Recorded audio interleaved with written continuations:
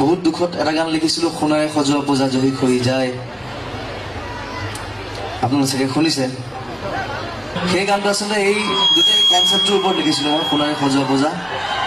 সেই সোণাৰে সজোৱা পূজা আমাৰ যিখন অসম, সেই অসমখন যাতে জয়ী হৈ নাযায় তাৰ কাৰণে আমি যুঁজ দিব লাগিব, আমি থিয় দিব লাগিব সদায়, আমি সদায় একেলগে হৈ থাকিব লাগিব।